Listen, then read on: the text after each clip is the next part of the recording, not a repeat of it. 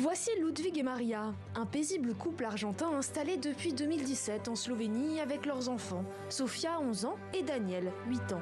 Mais les apparences sont parfois bien trompeuses. Ludwig et Maria se nomment en réalité Artem et Anna Dultsev. Ce sont des agents russes vivant à l'étranger sous une autre identité, une légende. Ils viennent de retrouver la Russie, après 12 ans de clandestinité. On ne pensait même plus dans notre langue, on se contrôlait tout le temps. Quand nous sommes arrivés, nous avons réalisé que nous ne pouvions plus parler russe du tout. J'ai appelé ma mère qui a commencé à poser des questions au téléphone. J'étais en larmes, je savais comment répondre, mais je n'arrivais pas à prononcer les mots. Vous devenez une personne différente, n'est-ce pas?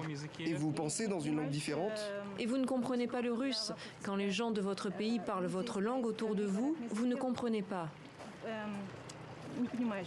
Vous cherchez encore vos mots? Oui, c'est encore difficile.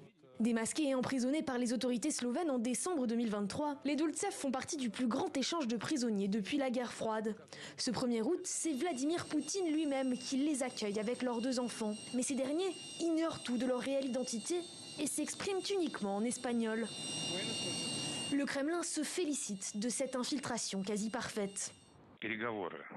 Les enfants des agents de renseignement clandestins ont appris qu'ils étaient russes dans l'avion. Avant cela, ils ignoraient qu'ils avaient quelque chose à voir avec notre pays. Ils ont même demandé à leurs parents qui était le monsieur qui les accueillait à l'aéroport. Ils ne savaient même pas qui est Poutine. Ludwig et Maria sont supposés s'être rencontrés en 2012 en Argentine. Ils se marient rapidement et obtiennent la nationalité du pays avant de donner naissance à Sofia. En 2017, ils émigrent vers Ljubljana. Là-bas, Ludwig dirige une société d'informatique et Anna est galeriste, un métier qui lui permet de sillonner l'Europe. Il communique avec Moscou via des ordinateurs cryptés dont le chiffrement est si sécurisé que ni les Slovènes ni les Américains ne parviennent à le déchiffrer. Leur mission, selon les services de sécurité occidentaux, collecter des informations, payer des sources, recruter de futurs agents et transmettre des ordres de Moscou. Mais le 24 février 2022, la légende se fissure. Le couple fait un aller-retour en Argentine pour renouveler leur passeport. Un déplacement suspect qui éveille l'attention des autorités slovènes. Ils sont rapidement emprisonnés et leurs enfants placés en famille d'accueil. Nous avons été menacés. L'État argentin voulait soi-disant prendre nos enfants. On nous disait qu'ils allaient être adoptés. Mais heureusement, les services sociaux slovènes ont fait tout leur possible pour nous maintenir ensemble.